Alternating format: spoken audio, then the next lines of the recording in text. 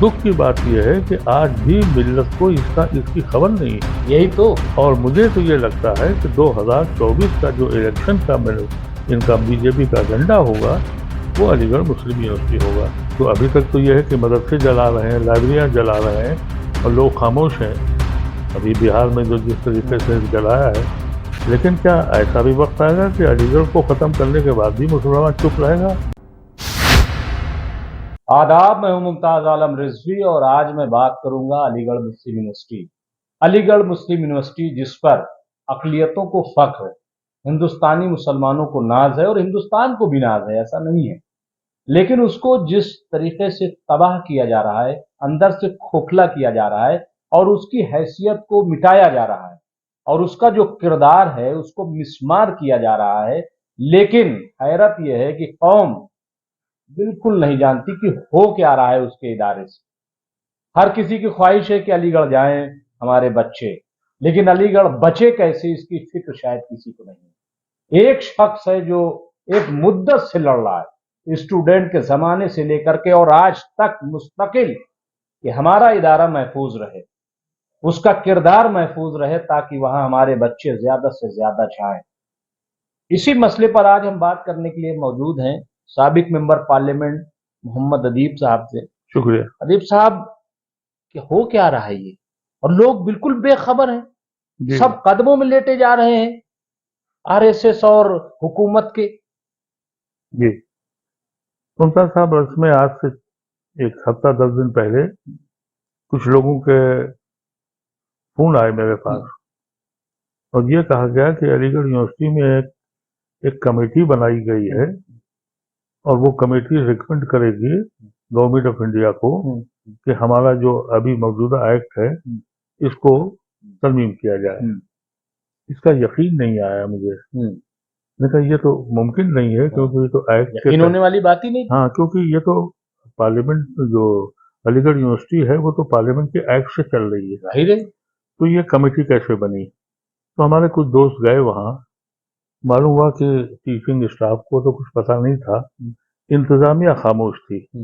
लेकिन एक खत हाथ लगा जो रिमाइंडर था नवंबर 2022 का मिनिस्ट्री ऑफ एजुकेशन का, जिसमें ये लिखा था कि आपको हमने जो इत्तला की थी अभी तक आपने कमेटी नहीं बनाई, रिकमेंड नहीं किया।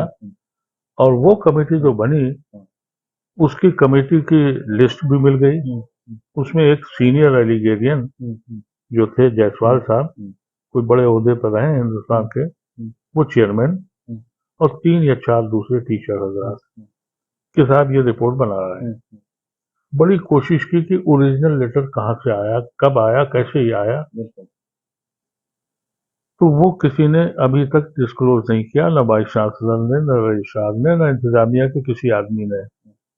लेकिन जब फिक्र हुई तो हमारे कुछ साथियों ने ट्रेस करना शुरू किया, तो पता ही लगा कि 2019 में पार्लियामेंट में एक अमेंडमेंट जो सन 2081 में आया था, उसको विड्रा किया गया बहुत से अमेंडमेंट के साथ। अब अमेंडमेंट क्या है कि एक अजीज बादशाह नाम के एक साहब का मुकदमा था, अलीगढ़ मुस्लिम यूनिवर्सिटी माइनॉरिटी करेक्ट यूनिवर्सिटी है, इसमें रिजर्वेशन होना चाहिए, क्योंकि माइनॉरिटी इंस्टीट्यूशन को रिजर्वेशन का कम से कम 50% का अख्तियार है। लेकिन तो सुप्रीम कोर्ट का जजमेंट आया था, और वो जजमेंट ऐसा था जिसके बारे में उस वक्त के वकला और दानिश्वर कहते थे कि ये दाग है सुप्रीम कोर्ट के जजमेंट में से। उसमें ये कहा गया कि एमओ कॉलेज जो है वो तो सर सैयद मुसलमानों ने बनाया, लेकिन एमओ ये अलीगढ़ मुस्लिम यूनिवर्सिटी जो है वो by the act of British parliament बनी।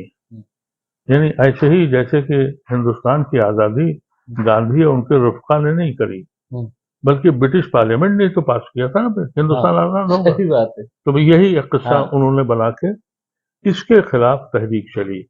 उससे पहले ये हुआ था कि एक सन 65 में एक बड़ा नाखुशगवार वाक़या हुआ था हमारे वाइस चांसलर यावजंग साहब का। हम लोग उस आने में स्टूडेंट थे, और उसके बाद नूरुल हसन साहब एक ऑर्डिनेंस लाए थे, और उस ऑर्डिनेंस के तहत वो सारे हुकूक छीन लिए गए थे। माइनॉरिटी करेक्टर जो हमारा था वो ये था कि वहाँ का जो कोर्ट था, यूनिवर्सिटी कोर्ट, वो सबसे बड़ी गवर्निंग बॉडी थी, वो सब बंद कर दिया था। बहरखैर वो फिर एक्ट की शक्ल में आया, उसके खिलाफ तहरीक चली, और उस वक्त के लोगों ने ऐसी तहरीक चलाई कि हमारे ऐसे लोगों ने भी अपनी जिंदगी में जेल के सफर वहीं से शुरू किए। फिर हमारे बाद बहुत बड़ी टीम तैयार हुई, उसमें बहुत से लोग चले भी गए। अभी परसों नरसों जिलानी भी उसी में शरीक थे, जावेद हबीब भी उसी में थे। ये सब आप जितने देखते हैं अफरूज वासे, यानी आरिफ मोहम्मद खान, ये सब वहीं की पैदावार, उसी तहरीक के नौजवान लड़के थे ये। उसके बाद 2081 में जब इंदिरा गांधी दोबारा जीत के आई 80 में, तो उन्होंने कमिटमेंट किया था कि हम इसको रिस्टोर करेंगे। तो क्योंकि जजमेंट ये था कि हम जो यूनिवर्सिटी है एएमयू वो मुसलमानों ने नहीं बनाई, तो एक अमेंडमेंट लाया गया कि नहीं, एमओ कॉलेज और यूनिवर्सिटी दोनों ही मुसलमानों ने बनाई। तो हमारा वो ऑब्जेक्शन खत्म हो गया जो जज ने किया था, यानी हम माइनॉरिटी स्टूडेंट हो गए थे। लेकिन इसको फौरन इम्प्लीमेंट करना चाहिए था। लेकिन अलीगढ़ के टीचर, उस वक्त तक ये तय हो गया था कि भाई how to maintain the majority of the Muslims, क्योंकि कुठारी कमीशन जो बैठा था सन 65 में, उसने कहा था कि अगर माइनॉरिटी करेक्टर मेंटेन करना है तो माइनॉरिटी को अक्सरियत में होना चाहिए, तभी वो कलेक्टर आता है। जैसे हिंदुस्तान में है, हमें याद है कि हिंदुस्तान में हम जब तालिब इल्म थे, उस वक्त जब इनॉग्रेशन होता था तो फीता कटता था। अब गणेश जी आते हैं और नारियल फूटा जाता है, पूजा होती है। ये अक्सर ये ऑफिशियली गलत है, लेकिन अक्सरियत का इन्फ्लुएंस इतना है कि वो मान लिया गया। तो इस मेंटेन करने के लिए उस वक्त ये तय हुआ कि इंटरनल 50%, एक्सटर्नल 50%। तो टीचरों ने ये सोचा कि अगर हमने ये लागू कर दिया 50% वाला, तो फिर जैसे अलीगढ़ में पहले ये था कि पूरे हिंदुस्तान के मुस्लिम तलबा, बेहतरीन तलबा आते थे, फिर वो धीरे धीरे लोकल यूनिवर्सिटी के पास के मुजफ्फरनगर, बुलंदशहर या आसपास के लोग, कुछ है आजमगढ़ के लोग, ये कुछ जिलों के लोग जिनके अंदर इन बिल्डिंग होती रही, वो यूनिवर्सिटी के अंदर आते गए। तो जो उसका म्यार था, वो जिसका गम हम लोगों को था कि बहरहाल माइनॉरिटी इंस्टीट्यूशन था। कि नसीम साहब जब वाइस चांसलर हुए तो उनको ये महसूस हुआ कि मेडिकल कॉलेजेस में जो मास्टर्स करना है। कब की बात है ये नसीम साहब वाइस चांसलर थे मेरे ख्याल से कोई 15 साल पहले। तो उन्होंने ये कहा कि भाई ये मेडिकल में तो लड़के नहीं आ रहे हैं, क्वालिफाई नहीं कर पा रहे हैं। तब उन्होंने कहा कि भाई क्योंकि 81 में ये एक अमेंडमेंट हो चुका है, उसके तहत हम माइनॉरिटी इंस्टीट्यूशन हैं, हम 50% मुकदमा मुसलमान लेंगे। उसमें से 2 लड़के वो इलाहाबाद हाई कोर्ट चले गए, उसको स्टे कराया। फिर इलाहाबाद हाई कोर्ट ने कहा कि ये जो अमेंडमेंट है इसको हम जायज मानते नहीं। तो वो जायज न मानने की वजह से वो कोर्ट आज सुप्रीम कोर्ट में है। और अब यानी हैरत ये है कि उस वक्त रजिस्ट्रार जो थे वो हमारे फैजान मुस्तफ़ा थे। फैजान मुस्तफ़ा ने ही ये हाई कोर्ट के जजमेंट के खिलाफ सुप्रीम कोर्ट में मुकदमा दायर किया। वो मुकदमा अभी भी चल रहा है। और उसके बाद ये जो 2019 में जो ये रिपील किया गया, हटाया गया, 4 साल तक किसी एमपी को, किसी मुसलमान को कुछ नहीं मालूम ही क्या हुआ। बड़ी खामोशी से किया गया। लेकिन जाहिर है कि अलीगढ़ की इंतजामिया और वाइस चांसलर के बगैर तो हो नहीं सकता। उनको मालूम था, वो खामोश थे। और जहां तक कि जो उनको चिट्ठियां लिखी गई जिसका हवाला उसमें है, रेफरेंस में क्या है ये नहीं मालूम, लेकिन उसमें उस खत के रेफरेंसेस हैं। वाइस चांसलर साहब चुप बैठे रहे। उसके बाद जब वो एमएलसी बना दिए गए और उन्होंने जमीरुद्दीन शाह साहब, नहीं, ये हमारे तारिक मंसूर साहब, ये जब एमएलसी बना दिए गए और उन्होंने मोदी जी की तारीफें भी कर डाली, तब ये बात खुली। अभी इसके ऊपर पूरे हिंदुस्तान में जो भी अलीगढ़ से मुताल्लिक है वहाँ खबरें पहुंची, हम लोगों ने भी बयान दिए कि भाई ये क्या होगा। अब हमारे पास वो जो तहरीक थी, तो आप उसमें सोचिए कि उस वक्त के अकाबरीन में कोई ऐसा नहीं था। डॉक्टर फरीदी थे, शहाबुद्दीन थे, और सभी पूरे हिंदुस्तान भर के, सलाउद्दीन ओवैसी के वालिद वहीं से उठे, वहीं आए। नहीं, सलाउद्दीन ओवैसी लीडरी भी वहीं से हुई, आजम खां भी वहीं उसी तहरीक से उठे। बिल्कुल। तो वो जो तहरीक थी, अब हमारे पास लोग तो है नहीं। लेकिन हैरत मुझे ये हुई कि परसों मैंने एक बयान देखा, और आज एक वहाँ के रिटायर्ड प्रोफेसर हैं जो कमेटी के मेंबर भी हैं, उन्होंने कहा कि माइनॉरिटी करेक्टर पे कोई असर नहीं पड़ रहा है।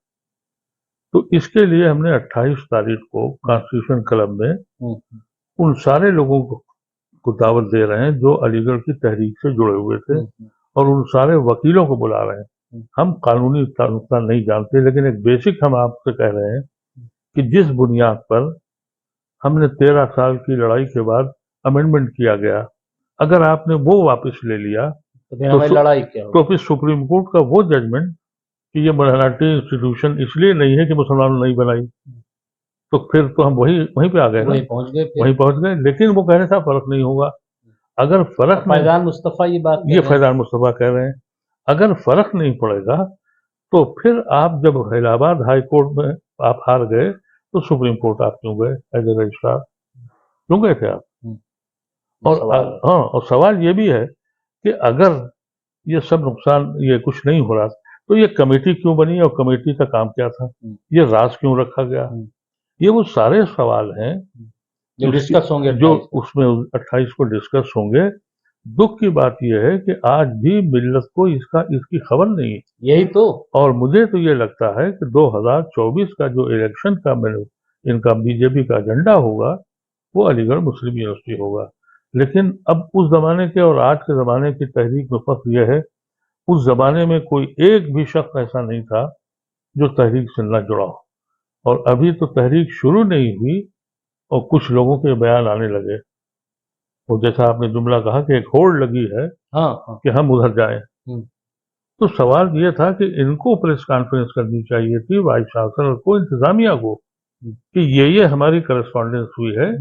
इसलिए अगर वो ये समझते हैं अलीगढ़ यूनिवर्सिटी का वाइस चांसलर ये समझता है कि वो अलीगढ़ का वाइस चांसलर ही नहीं है, मिल्लत तालीम याफ्ता लोगों में के मिल्लत का वो कायद भी है, बिल्कुल। और पूरे हिंदुस्तान का मुसलमान उसकी तरफ देखता है।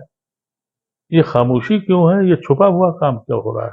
ये तो इत्तेफाकिया वो लेटर आउट हो गया जिसमें ये था कि कमेटी बनाइए, कमेटी बन भी गई, और कमेटी को बहुत शॉर्ट ड्यूरेशन में रिपोर्ट भी देनी है। क्या रिपोर्ट देनी है? जब हम लोगों ने निकाला तो ये गजट से निकला कि 2019 में फैजान मुस्तफा साहब ये कह रहे हैं कि साहब वो तो रेगुलर है, जो काम हो जाते हैं तो वो रिपील हो जाते हैं, खत्म हो जाते हैं। लेकिन सवाल यह है कि अलीगढ़ का तो अभी मामला खत्म ही नहीं हुआ, सुप्रीम कोर्ट में है। सही बात है। अभी तब कैसे हो सकता है वो रिपील कैसे हो सकता है? तो ये सारे मसाइल हैं। मैं समझता हूँ कि आपके जरिए ये बात लोगों को जानी चाहिए, और सब सर जोड़ के बैठे कि आगे लड़ाई कैसे लड़ी जाएगी इस मुल्क में जहाँ इतने मजालिम हो रहे हैं। और अगर अलीगढ़ की दरगाह भी छीन ली तो अभी तक तो यह है कि मदरसे जला रहे हैं, लाइब्रेरियां जला रहे हैं, और लोग खामोश हैं। अभी बिहार में जो जिस तरीके से जलाया है, लेकिन क्या ऐसा भी वक्त आएगा कि अलीगढ़ को खत्म करने के बाद भी मुसलमान चुप रहेगा? ये एक मसला है। बहरहाल ये वाकई बहुत ही अहम मसला है, और 28 चूंकि मई को ये आपकी मीटिंग है, तो 4 बजे उसकी टाइमिंग है। जी, 4 बजे कॉन्स्टिट्यूशन क्लब में। जी। हमारा सिर्फ एक मकसद है कि हम सिर्फ उन सारे लोगों को बैठा के उनके सामने ये रखना चाहते हैं कि असल हकीकत क्या है। हम फैजान मुस्तफा साहब और जो यूनिवर्सिटी के हिमायती हैं उनको भी दावत आमद देंगे, आइए आप अपना पॉइंट ऑफ व्यू बताइए, और अगर आपका अपना पॉइंट कैसे नुकसानदेह नहीं है। हाँ, कैसे नहीं है। इसलिए कि बहुत से वकलाओं से मैंने बात की जो कानूनदान हैं और अलीगढ़ से तहरीक से जुड़े हुए हैं, उन सब की ये ख्वाहिश थी, उनका अदीब साहब आप सब लोगों को इकट्ठा कीजिए और उसके बाद कोई हम राह अमल तैयार करें। तो बहरहाल ये थे मोहम्मद अदीब साहब, और इन्होंने पूरी तफसील आपके सामने बयान की, और वाकई एक बेखबरी सी है। इतना बड़ा इदारा है, सवाल ये है कि अगर इतना बड़ा इदारा भी यहाँ से चला गया तो फिर बचेगा क्या? क्या अभी जागने का वक्त नहीं है? 28 तारीख को हम फिर मिले। बहुत बहुत शुक्रिया।